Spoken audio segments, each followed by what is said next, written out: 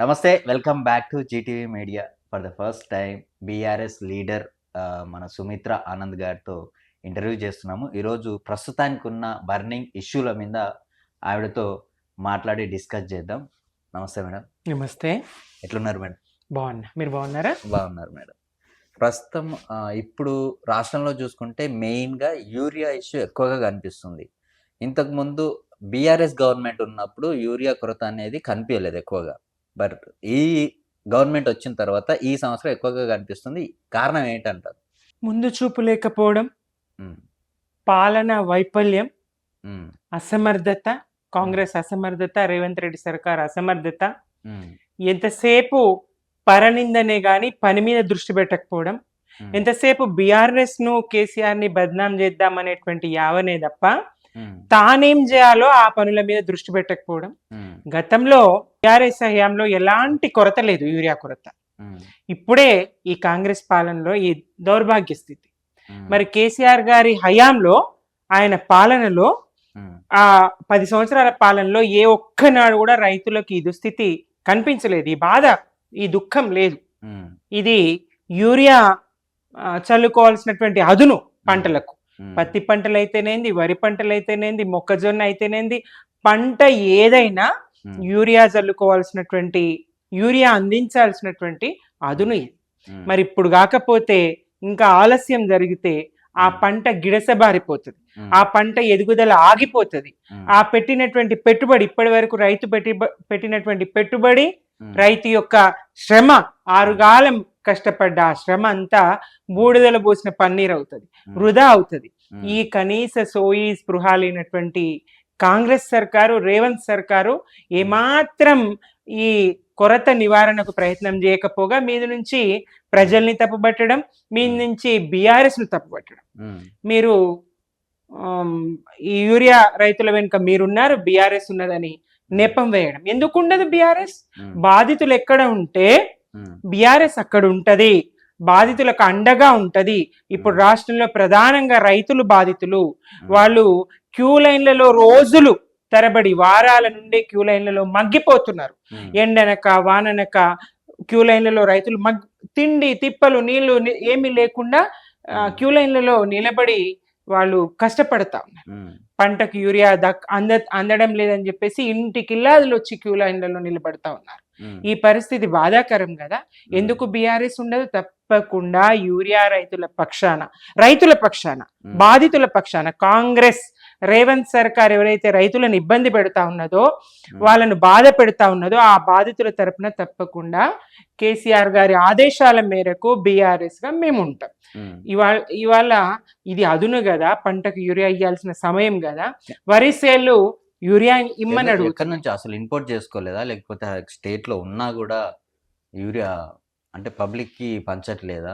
ఏంటి నిన్న ఒకటి చూసినాం, గన్మెనే, ఒక ఎమ్మెల్యే గారు గన్మెన్ హ్మ్. ఒక లోడు యూరియా మలిపిండట.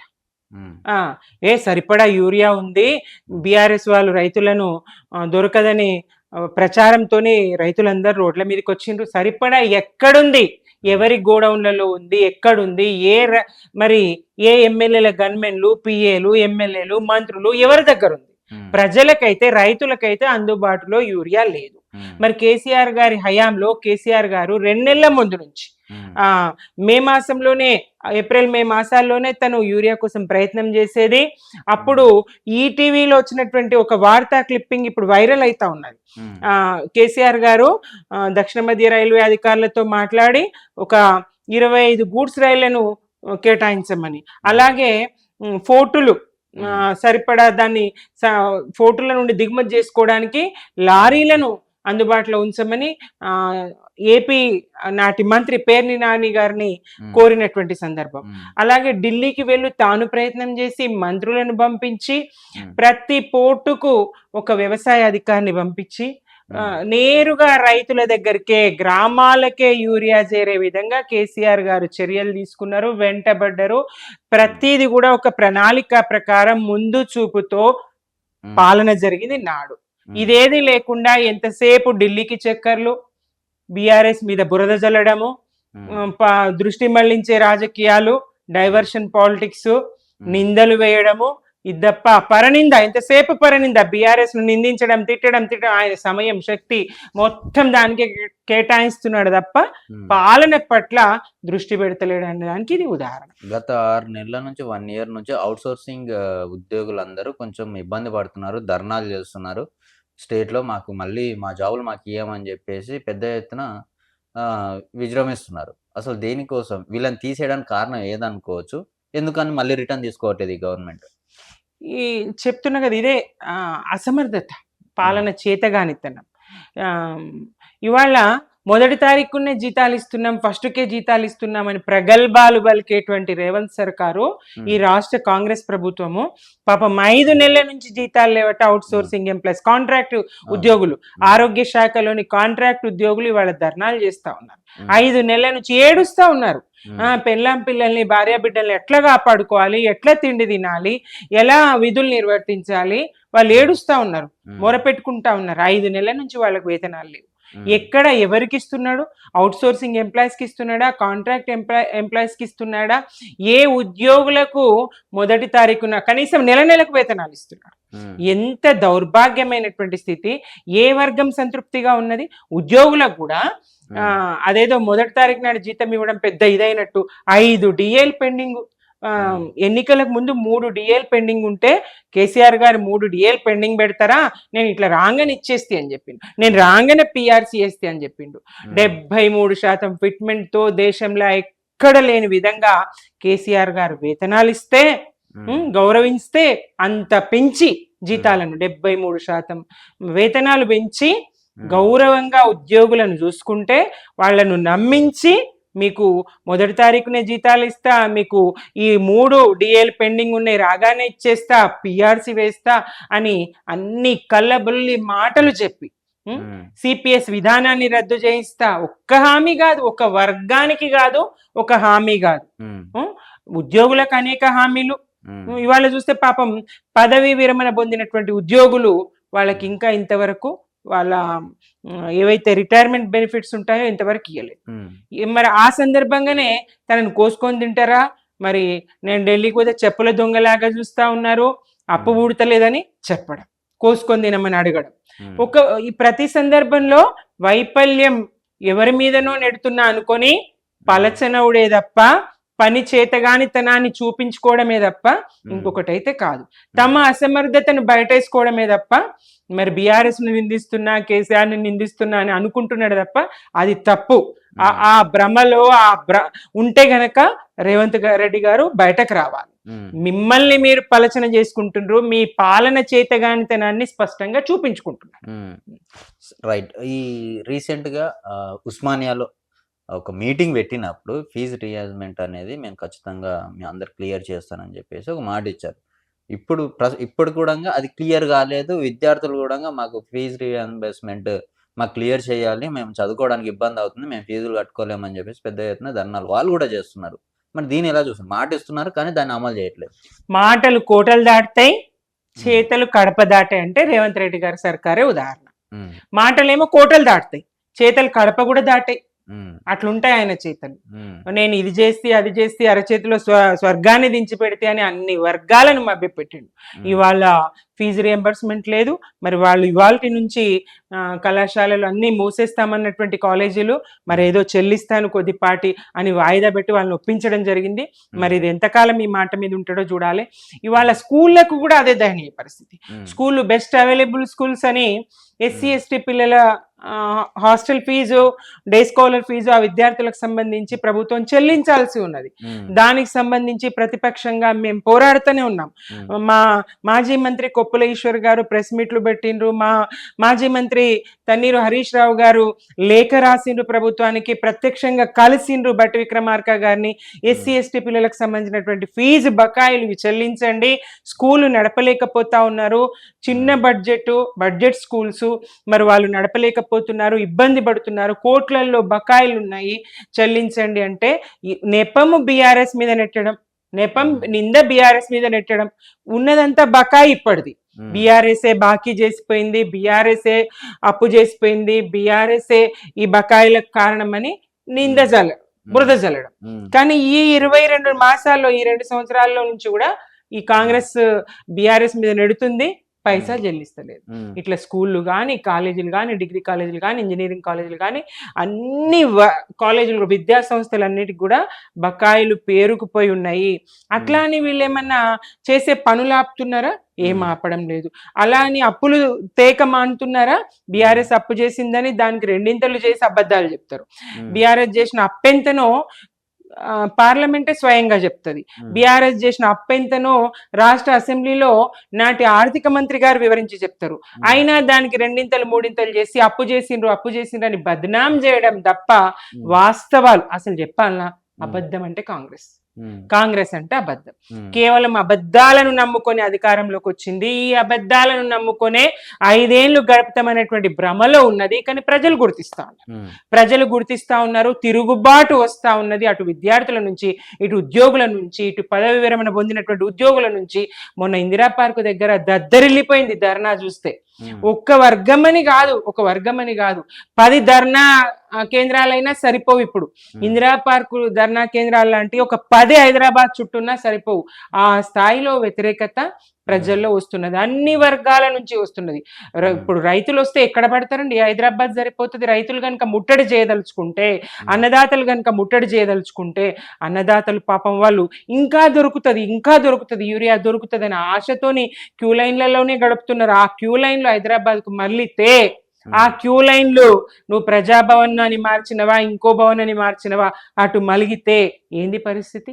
తట్టుకునే శక్తి ఉన్నదా ఈ ప్రభుత్వానికి? అన్ని వర్గాల ప్రజల్ని వంచిస్తూ ఇవాళ నెపం బీఆర్ఎస్ మీద నెట్టాలని చూస్తే మాత్రం ప్రజలు ఊరుకోరు. మళ్ళీ ఆరోగ్యశ్రీ గురించి దాన్ని రద్దు చేస్తాను అని చెప్పేసి ఒక ప్రకటన ఇచ్చారు. మరి దాన్ని రద్దు చేస్తే ఈ పేద ప్రజలు ఏమైపోవాలి? మరి గవర్నమెంట్ హాస్పిటల్సే అని ఎప్పుడు పక్కనే చూసుకోరు.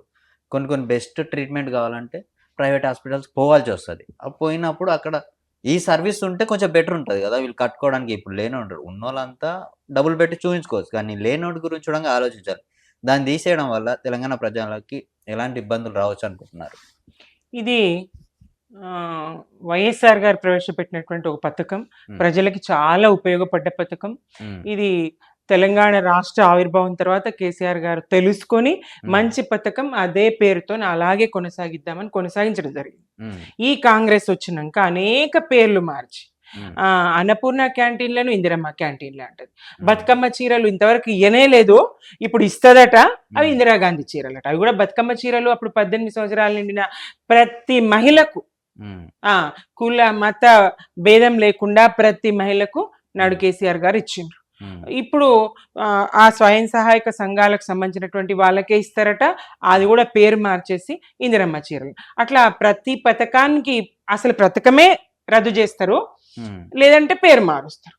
ఇట్లాంటి పరిస్థితిలో ఈ ఆరోగ్యశ్రీ మరి అది కాంగ్రెస్ ప్రభుత్వంది నాడు ప్రవేశపెట్టిన పథకం అయినప్పటికీ ప్రజలకు ఉపయోగపడే పథకం, ప్రజల అవసరాలను తీర్చేటువంటి విద్య, వైద్యం, ఇవి మౌలిక సదుపాయాలు, ఖచ్చితమైన అవసరాలు. మరి అట్లాంటి పథకానికి కొనసాగించిండ్రు. ఆ పథకాన్ని, ఆరోగ్యశ్రీ పథకాన్ని కేసీఆర్ గారు కొనసాగించిండ్రు. ప్రజా క్షేమం కోరినవాడు కాబట్టి, ప్రజల యొక్క మేలు కోరినటువంటి వ్యక్తి కేసీఆర్ కాబట్టి. ఇప్పుడు పరిస్థితి ఏంటి?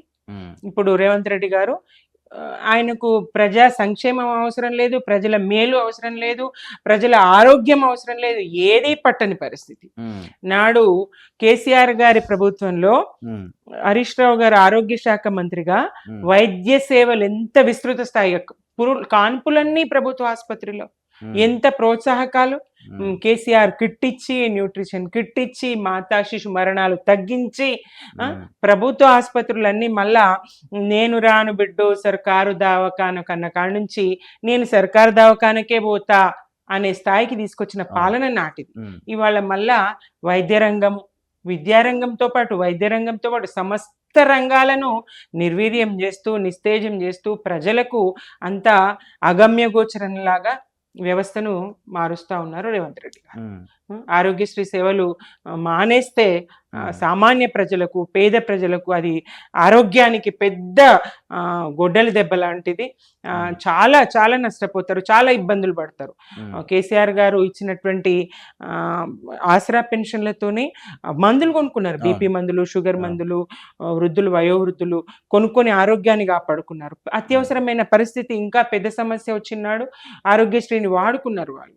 అవన్నీ ఇప్పుడు ఇబ్బంది పడతారు, ప్రజలకు చాలా ఇబ్బంది. ప్రజలు గమనిస్తే తిరుగుబాటు వస్తుంది, తప్పకుండా తిరుగుబాటు వస్తుంది, ప్రజాగ్రహానికి గురి కావాల్సి వస్తుంది. ఈ పెన్షన్స్ 4000 చేస్తా, మహిళలకు 2500 ఇస్తా అని చెప్పేసి 2 పథకాలు అయితే పెట్టాడు.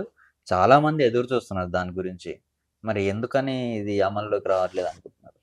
420 హామీలు, 6 గ్యారంటీల్లో 13 హామీలు, ఏది నెరవేర్చిన దాఖలా లేదు.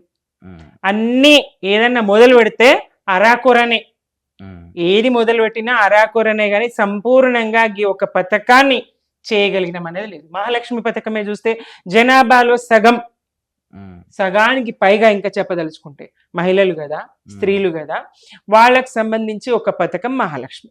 మహాలక్ష్మి పథకం ఎక్కడ అమలు చేసినావు? 18 సంవత్సరాల నిండిన ప్రతి మహిళ అకౌంట్ లో మొదటి తారీఖునే 2,500 వేస్తా అని చెప్తివి, ఊదర కొడుతుంది. ఆశపడ్డారు మహిళలు, ఏది వాళ్ళ ఆశల మీద నీళ్లు జల్లుతుంది, అడియాసలు చేస్తుంది. ఆమె ఇస్తేవి అమలుకు నోచు చేయకపోతుంది, ఆమె ఇస్తేవి అమలు చేయకపోతుంది. అలాగే ఇంకా ఈ పథకంలో స్కూటీలు ఇస్తా అంటే విద్యా పథకంలో విద్యార్థులకు, మహిళలకు లేదు. కళ్యాణ లక్ష్మిలో తులం బంగారం పెడతా అంటే దాంతో పాటు అది లేదు. ఒక్క మాట అని కాదు, రైతులకు ఇచ్చిన మాట, ఉద్యోగులకు ఇచ్చిన మాట, మహిళలకు ఇచ్చిన మాట, అన్ని వర్గాలకు ఇచ్చిన మాట కూడా నిలుపుకోలేనటువంటి అసమర్థ సర్కారు రేవంత్ సర్కార్. రైట్. ప్రస్తుతానికి మన జూబ్లీ హిల్స్లో ఉప ఎన్నికలు రాబోతున్నాయి. ఈ విషయంలో ఎవరికి ఏ టికెట్స్ రాబోతున్నాయి, అక్కడ సిచ్యువేషన్ ఎలా ఉండబోతుంది అనుకుంటున్నారు? జూబ్లీ హిల్స్ ఉప ఎన్నిక విషయానికి వస్తే మాగంటి గోపీనాథ్ అన్న ఆ నియోజకవర్గానికి, ఆ ప్రజలకు ఆ బంధువు, ఆ నియోజకవర్గానికి పెద్దన్నలాగా ఆ నియోజకవర్గ ప్రజలందరినీ కలుపుకొని పనిచేసినటువంటి వ్యక్తి. ఆ నియోజకవర్గంలో మాగంటి గోపీనాథ్ అన్నకు, జూబ్లీ హిల్స్ నియోజకవర్గంలో మాగంటి గోపీనాథ్ అన్నకు ఒక మంచి పేరుంది. ఆయన ప్రజల మనిషి. అక్కడ అన్ని వర్గాలు, ఆ స్లమ్స్ లో ఉన్న ప్రజలు కానీ, ఇంకా అక్కడ ఉన్నటువంటి సామాన్య నుంచి సెలబ్రిటీ వరకు అందరికీ అందుబాటులో ఉండి సేవలు అందించినటువంటి ఒక గొప్ప ప్రజాసేవకుడు మాగంటి గోపీనాథ్. పుట్టుక చావు మధ్యలో కాలం అంతా కూడా ప్రజల కోసమే కేటాయించినటువంటి మనిషి. తప్పకుండా కుటుంబానికి టికెట్ దక్కుతుంది, వారి సతీమణికి టికెట్ కేటాయిస్తారు. సునీత గారు తప్పకుండా విజయాన్ని సాధిస్తారు. ఎందుకంటే గోపీనాథ్ అన్న సేవలు ఆ నియోజకవర్గానికి అలా ఉండేవి. ప్రజల మనిషి ఆయన, అందరి మనిషి, అందరి వాడు, సామాన్యుడి నుంచి సెలబ్రిటీ వరకు జూబ్లీ హిల్స్ నియోజకవర్గంలో నివాసం ఉన్న అందరి కోసం పనిచేసినటువంటి వ్యక్తి, అందరి వాడు మాగంటి గోపీనాథ్ అన్న. తప్పకుండా ఆ కుటుంబాన్ని అక్కడి ప్రజలు ఆశీర్వదిస్తారు. ఆ ప్రజలు తప్పకుండా ఆ కుటుంబానికి అండగా నిలబడతారు. ఆ ప్రజలకు మళ్ళీ ఆ కుటుంబం నుంచి ఒక అండ తప్పకుండా దొరుకుతుంది. ఆయన అన్నగారే పోటీ చేస్తున్నారు అన్న అనుమానాలు వ్యక్తం అవుతున్నాయి. లేదు, నాకు తెలిసి ఇంకా నిర్ణయం జరగలేదు. అయినప్పటికీ సునీత గారికే టికెట్ కేటాయిస్తారనేటువంటి ఇదైతే ఉన్నది, ప్రచారం అయితే ఉన్నది. తప్పకుండా సునీత గారు, వారి గోపీనాథ్ అన్న గారి సతీమణి తప్పకుండా విజయం సాధిస్తారు. ఆ నియోజకవర్గ ప్రజలు ఆమెను ఆశీర్వదిస్తారు. ఓకే. ఇంకొకటి, లోకల్ బోర్డు ఎలక్షన్స్ రాబోతున్నాయి. దాన్ని అసలు క్లియర్గా ఏం చెప్పట్లేదు. 42% రిజర్వేషన్ అమలు అయిన తర్వాతే ఎలక్షన్లోకి వెళ్దామని చెప్పేసి స్ట్రాంగ్గా ఉన్నారు. కానీ ఎప్పుడు చేస్తారనే క్లారిటీ మాత్రం ఇవ్వట్లేదు. ఎందుకని వెనక్కి ముందుకి జరుపుతున్నారు దీన్ని? భయం. కాంగ్రెస్ కు ప్రజలు తమ అసమర్థతను గుర్తించిండ్రు, తమ పాలన చేతగానితనాన్ని గుర్తించిండ్రు. ప్రజల తీర్పుకు భయపడుతూ కాంగ్రెస్ వాయిదాలు వేస్తూ ఉన్నది. కామారెడ్డి డిక్లరేషన్ లో ఇచ్చినటువంటి, బీసీలకు ఇచ్చినటువంటి హామీలు ఒక్క హామీని కూడా నెరవేర్చలేదు. కేవలం స్థానిక సంస్థల్లో ఈ 42%, విద్యా ఉద్యోగ అవకాశాలు 42% అనే బిల్లులు పక్కన పెట్టినా వాళ్ళు చేయదగ్గవి. కాంగ్రెస్ పార్టీగా ఒకటి స్థానిక సంస్థల్లో రిజర్వేషన్లు అనేది ఒకటే కేంద్రం పరిధిలో ఉన్నప్పటికీ 9th షెడ్యూల్లో రాజ్యాంగంలో చేర్చాల్సిన విషయం అయినప్పటికీ ఆ దిశలో గట్టి ప్రయత్నం చేయకుండా ఆ దిశలో ఎలా 6 నెలల్లోపే ఎన్నికలు నిర్వహిస్తామో 42% స్థానిక సంస్థల రిజర్వేషన్లతో అని కామారెడ్డి డిక్లరేషన్ లో చెప్పినటువంటి ఈ కాంగ్రెస్ పార్టీ చేతలు మరచి మరి ఇవాళ 1.5 ఏడాది గడిచిపోయి 2 సంవత్సరాలు కూడా దగ్గరికి రావస్తుంది. అయినప్పటికీ ఆ దిశలో ఏ ప్రయత్నము లేదు. కేవలం నెపం ఇంకొకరి మీద నెట్టడానికి, కేవలం కాలయాపన చేయడానికి ఈ కామారెడ్డి డిక్లరేషన్ ను 42% బీసీలకు రిజర్వేషన్ అంశాన్ని ముందర పెట్టి కాలయాపన చేసి ప్రజల్లో ఉన్న ఆగ్రహాన్ని నుంచి దృష్టి మళ్లించడం, ప్రజల్లో ఉన్న ఆగ్రహం నుంచి తమను తాము కాపాడుకోవడం అంతే తప్ప ప్రజా తీర్పుకు భయపడే ఈ ఎన్నికలు జరపకపోవడం, వాయిదాలు వేయడం దాన్ని బూచిగా చూపించి. కానీ లేట్ అయ్యే కొద్ది గ్రామాల్లో అభివృద్ధి అనేది పడిపోతుంది. ఇవాళ గ్రామ స్వరాజ్యం గంగలోనే కలిసింది. పల్లె ప్రగతి ఇవాళ లైట్లు పెడుతున్నామని చెప్పేసి అదొక వార్త. రేవంత్ రెడ్డి గారు లైట్లు పెట్టమని ఆదేశించిండ్రు అని చెప్పేసి, వీధి దీపాలు పెట్టమని ఆదేశించిండ్రు అని చెప్పి, మురుగు కాలువల పరిస్థితి ఏంటి, రోడ్ల పరిస్థితి, శుభ్రత పరిస్థితి ఏంటి, ఇంకా అనేక మంచినీటి సరఫరా పరిస్థితి ఏంటి. నాడు మిషన్ భగీరథ పేరుతో ఇంటింటికి నల్లా నీళ్ళు ఇచ్చి, నీళ్ళు ఇస్తేనే ఓట్లు అడుగుతా, మళ్ళీ ఎన్నికల కల్లా ఇంటింటికి నీళ్ళు ఇవ్వగలిగితేనే నేను ఓట్లు అడుగుతా అని చెప్పినటువంటి ధైర్యం కేసీఆర్ గారు. మరి రేవంత్ రెడ్డి గారికి ఏం ధైర్యం ఉన్నది? ఏమీ లేదు. అందుకే ఎన్నికలకు పోతలేడు, అందుకే భయపడతా ఉన్నాడు. కామారెడ్డి డిక్లరేషన్ లో బీసీలకు ఇచ్చినటువంటి ఏ ఒక్క హామీ, బీసీలకు ఎంబీసీలకు మంత్రిత్వ శాఖ అన్నాడు, అది లేదు. బీసీలకు ఏటా 20,000 కోట్ల ఆదాయాన్ని బడ్జెట్ లో పెడతా అన్నాడు, 20,000 కూడా పెట్టలేదు. అలాగే ఉద్యోగ అవకాశాల్లో బీసీలకు వాటా అన్నాడు 42%, దానికి సంబంధించి ఏం లేదు. మంత్రివర్గంలో దానికి సంబంధించి చేసిన పని లేదు. అలాగే కార్పొరేషన్ చైర్మన్ లో అమలే కాలేదు అది. అలాగే కాంట్రాక్ట్ లో అన్నాడు, అది కాలేదు. కులాల వారిగా అన్ని కులాలకు హామీ ఇచ్చిండు. రజకులకేం చేస్తా, గౌడన్నలకేం చేస్తా, నేతన్నలకేం చేస్తా, ముదిరాజులకేం చేస్తా, కులాల వారిగా చెప్పి ఏ ఒక్క కులానికి గాని ఏ ఒక్క వర్గానికి గాని ఇచ్చినటువంటి హామీని నెరవేర్చుకోలేదు, మాట నిలబెట్టుకోలేదు. ఆడి తప్పడం, అబద్ధాలు ఆడడం కాంగ్రెస్ నైజం, ఇప్పటిది కాదు ఇది. ఆడి తప్పడం, అబద్ధాలు ఆడడం కాంగ్రెస్ కు మొదటి నుంచి ఉన్నటువంటి నైజము, వెన్నతో పెట్టిన విద్య కాంగ్రెస్ కు. ఇది పరిస్థితి. ఫైనలీ ఈ 10 మంది ఎమ్మెల్యేలు ఎవరైతే ఉన్నారో కాంగ్రెస్ లోకి వెళ్ళిన వాళ్ళంతా వాళ్ళ పరిస్థితి ఏంది? మళ్ళీ బీఆర్ఎస్ మళ్ళీ వాళ్ళు తీసుకోవచ్చా, లేదంటే అటు ఇటు కాకుండా మధ్యలో ఉండిపోతారా? వాళ్ళు తప్పకుండా రాజీనామా చేయాల్సిందే. సుప్రీంకోర్టు ఈ విషయంలో చాలా సీరియస్ గా ఉన్నది. మరి రాజ్యాంగాన్ని చేతిలో పట్టుకొని తిరిగేటువంటి రాహుల్ గాంధీ గారు ఇక్కడి పరిస్థితులు, తెలంగాణలో పరిస్థితులు గమనించాలి. రేవంత్ రెడ్డి గారు మరి జాతీయ జెండా కప్పిండట వాళ్ళ మెడలో. ఇంతకు ముందు వీళ్ళే స్వయంగా ఏం చెప్పిండ్రు, అది దేవుని కండువా మాకు కప్పిండ్రు. మళ్ళీ ఇప్పుడు ఏమంటారు వీళ్ళు, అది జాతీయ జెండా. జాతీయ జెండా ఏ సందర్భంలో కప్పుతారు అనేటువంటి అవగాహన లేకుండా ఎట్లా మాట్లాడతారు? సచిన శవాల మీద కదా కప్పేది. విశిష్ట సేవలు అందించినటువంటి పార్లమెంట్ సభ్యులు కానీ, శాసనసభ్యులు కానీ, మంత్రులు కానీ, దేశానికి సేవలు అందించినటువంటి సైన్యానికి సంబంధించినటువంటి వ్యక్తులు కానీ మరణించిన సందర్భంలో కదా జాతీయ జెండాని కప్పుతారు. మరి బ్రతికున్న మీ మెడలో జాతీయ జెండా ఎట్లా కప్పుతారు? పోనిది జాతీయ జెండా, లేదంటే కాదు, ఓకే ముందు మీరన్నట్టుగా ఇది ఏది దేవుడి కండువా అని మీరు అన్నారు. మరి రేవంత్ రెడ్డి గారు ఏ గుడి పూజారి? రేవంత్ రెడ్డి గారు ఏ గుడి పూజారి? ఏ గుడికి మీరు వెళ్తే ఆయన ఈ కండువా మీ మెడలో వేసి చెప్పాలి కదా. మరి సరే, ఇది దేవుడి కండువా లేదంటే జాతీయ జెండా. మరి కాంగ్రెస్ కు కండువానే లేదా? ఒకవేళ ఉంటే ఆ కండువా ఏంటి చెప్పాలి. రాహుల్ గాంధీ గారు, ఖర్గే గారు, రేవంత్ రెడ్డి గారు, మహేష్ కుమార్ గౌడ్ గారు సమాధానం చెప్పాలి.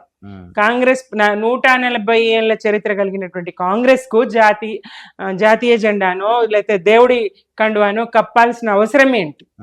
తప్పకుండా ఈ 10 మంది దొంగలు, వీళ్ళు దొరికిన దొంగలు, దొరికిపోయినరు వీళ్ళు తప్పకుండా రాజీనామా చేయాల్సిందే, వీళ్ళు వైదొలగాల్సిందే, మళ్ళీ ఉప ఎన్నికలు రావాల్సింది. ఈ 10 మందిలో ఇద్దరైతే ఇంకా సమాధానం చెప్పలేరు.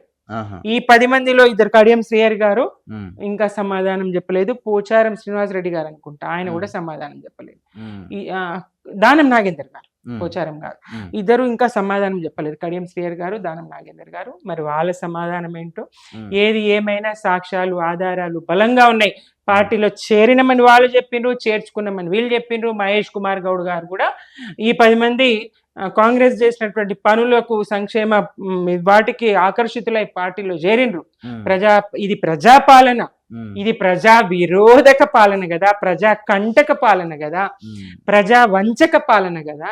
అయినప్పటికీ మీరు చెప్పినట్టు చేరిండ్రని వాళ్ళు చెప్పుకున్నారు, ఉమ్, చేరిండ్రని వాళ్ళు చెప్పిండ్రు, చేరినమని వీళ్ళు చెప్పిండ్రు వివిధ సందర్భాల్లో. ఉమ్. ఇంకా మేము బీఆర్ఎస్ లోనే ఉన్నామని చెప్పడం అయితే సిగ్గుచేటు. ప్రజలు కొంతమంది ఇంకా అంటున్నారు. మరి సరే, మీరు ఒకవేళ కలిసి పనిచేసి కాంగ్రెస్ తో నియోజకవర్గ ప్రజల కోసమో నియోజకవర్గ అభివృద్ధి కోసమో కలిసి పనిచేసిండ్రు అనుకుంటే మరి ఆ ధైర్యంతోనే ఉండండి, రాజీనామా చేయండి, మళ్ళీ ఎన్నికలకు పోండి. మీరు ఏది చేసినా ప్రజల కోసమే చేసిండ్రు కదా. ఆ ప్రజల మీద మీకు ఎందుకు నమ్మకం లేదు? ఆ ప్రజలు మరి మిమ్మల్ని గెలిపిస్తారు కదా. మీరు ఒకవేళ ప్రజల కోసమే పోతే ప్రజలు మిమ్మల్ని గెలిపిస్తారు కదా. అవును. మరి ఆ ప్రజలను నమ్మరు, ఇటు భయపడతారు. ఎందుకు భయం? మరి మీరు మీకు కాంగ్రెస్ కనుక ఈ 22 మాసాల్లో ప్రజాపాలన చేసి ఉంటే, ప్రజలకు మేలు జరిగి ఉంటే, అన్ని వర్గాలు సంతృప్తి చెంది ఉంటే మిమ్మల్ని గెలిపిస్తారు. అవును.